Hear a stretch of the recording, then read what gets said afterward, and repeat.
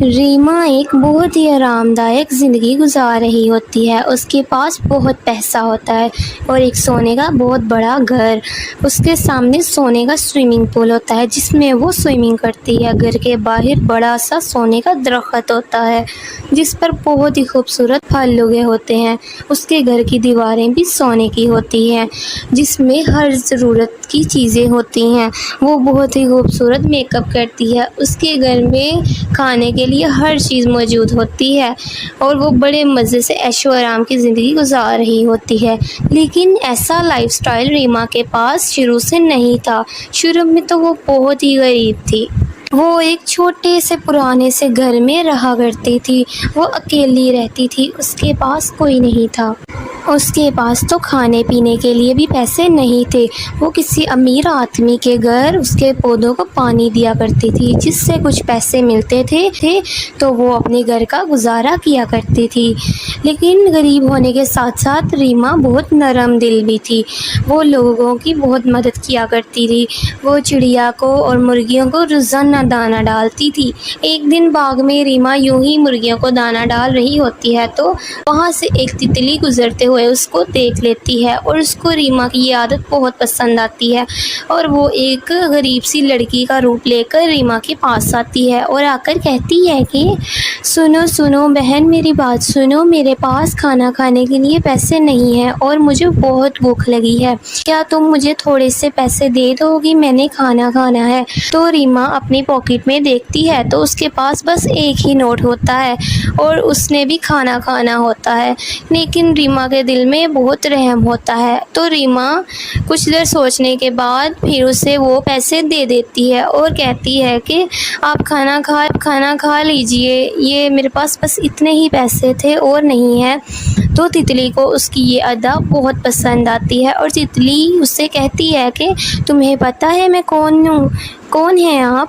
تو وہ اپنے اصلی روپ میں آ جاتی ہے جسے دیکھ کر ریما بہت ہی حیران ہوتی ہے اور اس کو سمجھ نہیں آ رہا کہ لڑکی نے روپ کیسے بدلا۔ تو تتلی ریما سے کہتی ہے کہ تم ایک بہت ہی نیک دل لڑکی ہو، میں بس تمہیں آزما رہی تھی۔ میں تمہیں ایک پھول دیتی ہوں، تم اس پھول کو جہاں بھی اگاؤ گی تو وہاں پر تمہارا ایک عالیشان سونے کا گھر بن جائے گا اور جس میں تمہارے لیے سب چیزیں ہوں گی۔ تمہارا پورا گھر سونے کا ہوگا، جو تم مانگو گی وہ گھر تمہیں دے گا۔ لیکن ایک بات یاد رکھنا، ہمیشہ غریبوں کی مدد کرنا ورنہ تم پچھتاؤ گی۔ تو ریما کو اس کی باتوں کی کچھ سمجھ نہیں آتی۔ ریما بس حیرت سے سن ہی رہی ہوتی ہے۔ تو پھر وہ پری وہاں سے غائب ہو جاتی ہے۔ ریما وہ پھول لاتی ہے اور وہیں گارڈن میں کہیں ایک سائڈ پر اس کو دبا دیتی ہے۔ تو جس کے بعد تھوڑی دیر بعد وہ پھول ایک خوبصورت سے محل میں بدل جاتا ہے جسے دیکھ کر ریما بہت ہی حیران ہوتی ہے اور اس کو سمجھ نہیں آ رہا ہوتا یہ کیا ہو رہا ہے۔ ریما اپنے کپڑوں کو دیکھتی ہے اور آس پاس کی چیزوں کو دیکھتی ہے تو وہ اس کو پری کی بات یاد آتی ہے کہ اس نے مجھے کہا تھا کہ تمہارا گھر اور سب چیزیں سونے کی ہوں گی۔ تو وہ جھٹ سے گھر کے اندر بھاگ جاتی ہے اپنا گھر دیکھنے کے لیے۔ وہ اندر جاتی ہے تو پورا گھر ہی سونے کا ہوتا ہے اور وہ میک اپ روم میں چلی جاتی ہے اور میک اپ کرتی ہے۔ جس کے بعد ریما اپنے سونے کے گھر سے پیسے نکال کر غریبوں کی مدد کرنا شروع کر دیتی ہے۔ روزانہ شام کو کئی غریبوں کے گھر کھانا بیچتی ہے اور جو بھی کوئی اس کے گھر پر آتا ہے تو اسے پیسے دے کر اس کی ضرورت پوری کرتی۔ اسی طرح ریما کی زندگی بہت ہی اچھی چل رہی تھی، لیکن اتنا امیر ہونے کے باعث ریما میں غرور آنے لگ گیا تھا۔ اب ریما کے دل میں لالچ پڑنے لگ گیا کہ میں لوگوں کو پیسے کیوں دوں، بھلا یہ تو میری نیکی اور ایمانداری کا نتیجہ ہے، میں لوگوں کو پیسے کیوں دوں۔ ریما کو اپنی دولت پر بہت ہی غرور ہونے لگا۔ ایک دن ایک بھوکی عورت آ کر ریما سے کچھ پیسے مانگتی ہے تو ریما اس کو ڈانٹتی ہے اور اس کو کہتی ہے کہ نکل جاؤ یہاں سے، میں نے کوئی ٹھیکہ لے رکھا ہے تم سب کی مدد کرنے کا؟ جاؤ اور خود کام کرو اور اپنی مدد آپ کرو، میرے پیسے اس طرح تو سارے ہی ختم ہو جائیں گے، میں اب کسی کو کوئی پیسہ نہیں دوں گی، دفع ہو جاؤ یہاں سے، نکل جاؤ۔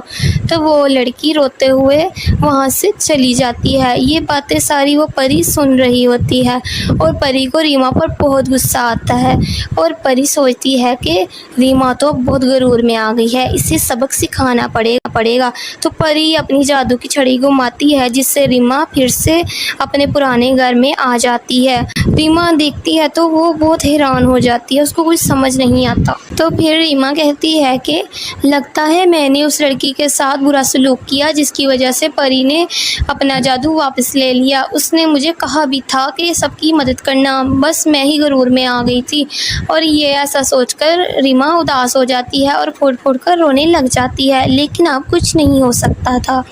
دیکھا پیارے بچوں، اگر ہمیں ہماری نیکی کا صلہ ملے تو ہمیں چاہیے ہم دوسروں کے ساتھ بھی نیکی کریں، نہ کہ ہم غرور میں آ جائیں۔ اسی طرح اچھی کہانی دیکھنے کے لیے ہمارے چینل کو سبسکرائب کریں۔ شکریہ۔